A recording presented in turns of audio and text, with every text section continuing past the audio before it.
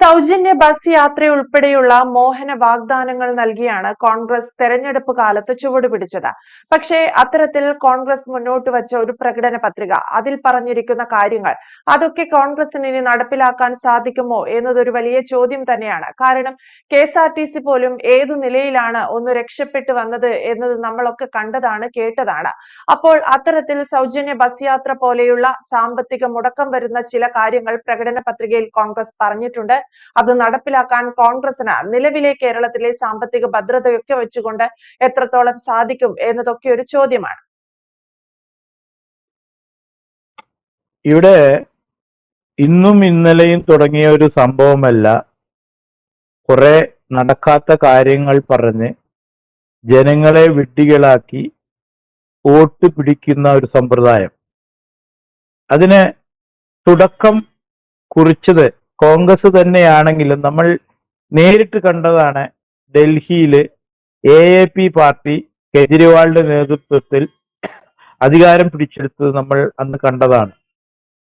അന്ന് കോൺഗ്രസിനെയും BJPയെയും വെല്ലുവിളിച്ചുകൊണ്ട് AAP ഒരു പ്രകടന പത്രിക ഇറക്കി. ആ പ്രകടന പത്രികയിൽ പറഞ്ഞത് മുനിസിപ്പൽ ടാക്സ് കുറയ്ക്കും, വെള്ളം സൗജന്യം, വൈദ്യുതി സൗജന്യം, വീടുകളിലെ നികുതി പൂർണ്ണമായി ഒഴിവാക്കുക. അങ്ങനെ ഒരുപാട് നടക്കാൻ പറ്റാത്ത അവിടുത്തെ ഡൽഹി ട്രാൻസ്പോർട്ട് കോർപ്പറേഷന്റെ ബസ്സുകൾ ഫ്രീ, അങ്ങനെ കുറെ കാര്യങ്ങൾ പറഞ്ഞുകൊണ്ടാണ് ജനങ്ങൾ കൂട്ടത്തോടെ വോട്ട് ചെയ്ത് അന്ന് AAPയെ ആ അധികാരത്തിൽ കയറ്റിയിരുത്തിയത്. അധികാരത്തിൽ കയറിയിരുന്നാൽ പറഞ്ഞ കാര്യങ്ങൾ നടപ്പാക്കാതിരിക്കാനും പറ്റില്ല. അങ്ങനെ അവർ വെള്ളം ഫ്രീ ആക്കി, വൈദ്യുതി ഫ്രീ ആക്കി, ഓരോ കാര്യങ്ങൾ ചെയ്തുകൊണ്ടിരുന്നു. ഒരു കൊല്ലം കഴിഞ്ഞു. രണ്ടാമത്തെ കൊല്ലം കഴിയുമ്പോഴേക്കും ഖജനാവിൽ പൈസ ഇല്ലാത്ത അവസ്ഥ വന്നു. കാരണം ഈ വെള്ളക്കരതും വൈദ്യുതിയുടെ പൈസയൊക്കെ നിന്നു, നികുതി ഫ്ലാറ്റുകളിലെ നികുതി നിന്നു. അങ്ങനെ വലിയ സാമ്പത്തിക പ്രതിസന്ധിയിലേക്ക് തന്നെ അന്ന് AAP പോയി. പിന്നീട് അവർ വേറെ രീതിയിൽ വരുമാനമുണ്ടാക്കാൻ നോക്കിയപ്പോഴാണ് ആ പാർട്ടി തന്നെ പൊളിഞ്ഞ് അതിന്റെ നേതാവ് ജയിലിൽ പോയി കിടന്ന അവസ്ഥ നമ്മൾ കണ്ടതാണ്. ഇതുതന്നെയാണ് ഒരു പരിധി വരെ രാഹുൽ ഗാന്ധി പ്രയോഗിച്ച തന്ത്രങ്ങളും. അപ്പോ കർണാടകയിലാണ് രാഹുൽ ഗാന്ധി ഇത് ആദ്യം പ്രയോഗിച്ചത്. കർണാടകയിലെ KSRTC ബസ് ഫ്രീ ആക്കിയിട്ടും അവിടെ വെള്ളം ഇതൊക്കെ നിരക്ക് കുറച്ചുകൊണ്ടുള്ള ഒരു പ്രഖ്യാപനം നടത്തി, മാനിഫെസ്റ്റോ ഇറക്കി, അവിടെ വോട്ട് പിടിച്ച് അധികാരത്തിൽ കയറി. പക്ഷെ അവിടെ പറഞ്ഞ മാതിരി തന്നെ അവർ വേഗത്തിൽ തന്നെ വനിതകൾക്ക് ബസ്സിൽ യാത്ര സൗജന്യമായിട്ട് തന്നെ അവർ പ്രഖ്യാപിച്ചു, പറഞ്ഞ വാക്കുപാലിച്ചു. പക്ഷെ പിന്നീട് നാം കണ്ടത് എന്തായിരുന്നു? 6 അല്ലെങ്കിൽ 1 വർഷം കഴിയുമ്പോൾ അവിടെ സാമ്പത്തിക പ്രശ്നമായ അവിടുത്തെ KSRTC തന്നെ പൂട്ടിപ്പോകുന്ന ഒരു അവസ്ഥയിലേക്ക് പോയപ്പോൾ അവർ 1.5 കൊല്ലം കഴിയുമ്പോൾ ആ ഫ്രീ യാത്രയിലെ ഒരു വെള്ളം ചേർത്തു. അതായത് സാമ്പത്തികമായിട്ട് വളരെയധികം പിന്നിൽ നിൽക്കുന്നവർക്ക് മാത്രം യാത്ര സൗജന്യം എന്ന് പ്രഖ്യാപിച്ചു. അതായത് നമ്മുടെ ഇവിടെ BPL കാർഡ് ഉള്ളവർക്ക് എന്ന് വേണമെങ്കിൽ നമുക്ക് പറയാം, അത്തരത്തിലുള്ളവർക്ക് മാത്രമായി അത് കുറച്ചു.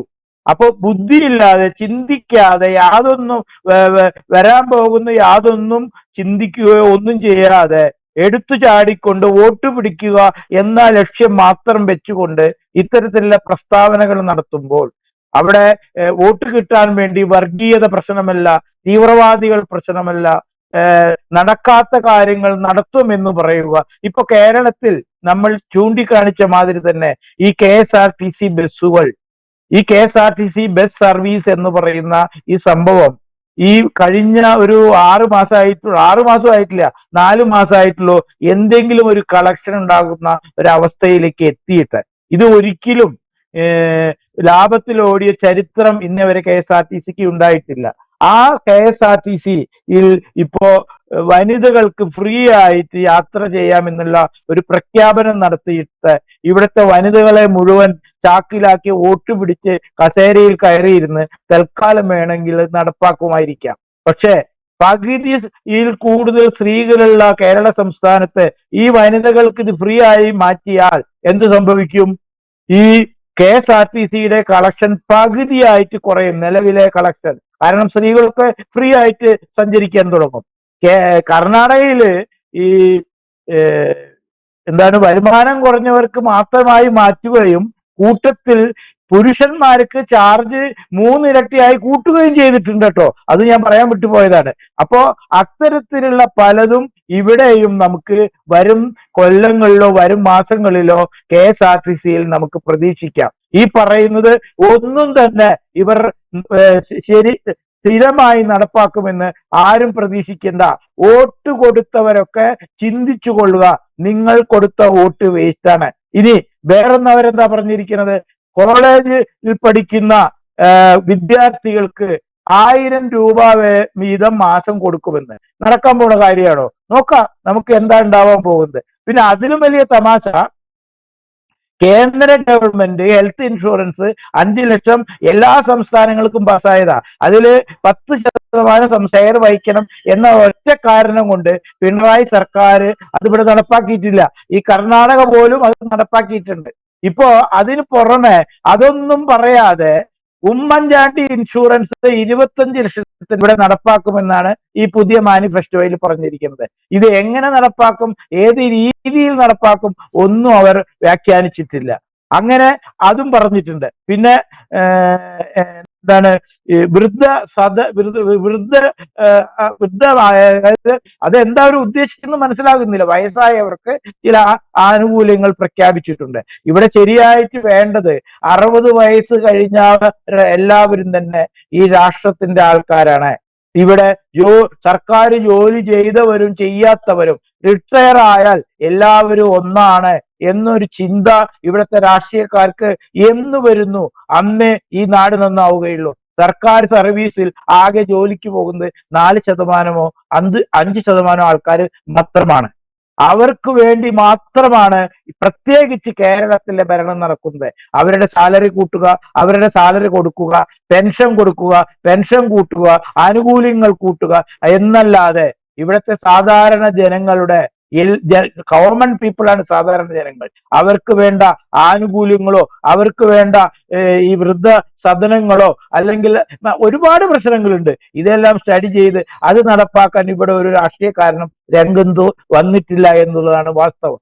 ഇത്തരത്തിൽ നുണ പറഞ്ഞിട്ട്, നുണ എന്ന് പറഞ്ഞാൽ നടക്കാത്ത കാര്യങ്ങൾ നുണ പറഞ്ഞ് ജനങ്ങളെ പറ്റിക്കുക, അതായത് വിഡ്ഢികളായ അല്ലെങ്കിൽ ചിന്തിക്കാൻ കഴിവില്ലാത്ത ഈ പാവങ്ങളെ പറ്റിച്ചുകൊണ്ട് വോട്ട് പിടിച്ച് കസേര പിടിക്കുക.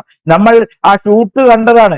ഇലക്ഷന്റെ മുന്നേ KSRTC ബസ്സിൽ ഈ KC വേണുഗോപാൽ, ഞാൻ പാലക്കാട് ഒരു സീൻ കണ്ടതാ, KC വേണുഗോപാലും പാലക്കാട്ടെ കോൺഗ്രസിന്റെ സ്ഥാനാർത്ഥിയും ആ ബസ്സിൽ കയറി നിന്നുകൊണ്ട് വിളംബരം നടത്തുക. ഇനി അതായത് മെയ് മാസം എത്രാം തീയതിയാണ്, 10-ാം തീയതി ആയാൽ ഞങ്ങൾ വന്നു കഴിഞ്ഞാൽ ഈ ബസ്സിൽ നിങ്ങളൊക്കെ ഫ്രീ ആയിട്ടാണ്, നിങ്ങൾക്ക് ഇവിടുന്ന് കയറി ഇരുന്നാൽ തിരുവനന്തപുരത്തേക്കും എവിടേക്കും വേണമെങ്കിൽ ഫ്രീ ആയിട്ട് പോകാം എന്ന് ആ ബസ്സുകളിൽ കയറി അവർ പ്രഖ്യാപനം നടത്തിയിട്ടുണ്ട്. അതിന്റെ വീഡിയോ യൂട്യൂബിലൊക്കെ കിട്ടും. അപ്പൊ ഇത്തരത്തിൽ ജനങ്ങളെ പറഞ്ഞ് പറ്റിച്ച് ഇനി അത് നടപ്പാക്കിയില്ലെങ്കിൽ ജനങ്ങൾ എന്തു ചെയ്യണമെന്നാണ് ഞാൻ ആലോചിക്കുന്നത്. എന്തായാലും DYF-കാരും SFI-കാരും വെറുതെ ഇരിക്കും എന്ന് ഞാൻ വിശ്വസിക്കുന്നില്ല. എന്ന് ആലോചിച്ചു നോക്കിയേ, പാലക്കാട്ട് നിന്ന് ഒരു AC ബസ് വോൾവോയിൽ കയറി തിരുവനന്തപുരത്തേക്ക് വനിതകൾക്ക് ഫ്രീ ആയി യാത്ര ചെയ്യാം, അല്ലെങ്കിൽ കാസർഗോട്ട് നിന്ന് ഒരു ബസ് കയറിയിരുന്ന് തിരുവനന്തപുരത്തേക്ക് AC ബസ്സിൽ ഫ്രീ ആയി പോകാം. ഒന്നും ചിന്തിക്കാതെ ഈ പ്രഖ്യാപനം നടത്തിയിട്ട്, ഈ ബുദ്ധിയില്ലാതെ എന്ന് ഞാൻ പറയുന്നില്ല, നിഷ്കളങ്കരായ ജനം അത് വിശ്വസിച്ച് കൂട്ടത്തോടെ വോട്ട് കൊടുത്തിട്ട് ഇപ്പൊ ഭയങ്കര ഭൂരിപക്ഷം കിട്ടി എന്ന് പറഞ്ഞ് എന്താണ് ഭയങ്കര തലയൊക്കെ എടുത്തു പിടിച്ച് നടക്കുന്നുണ്ട്.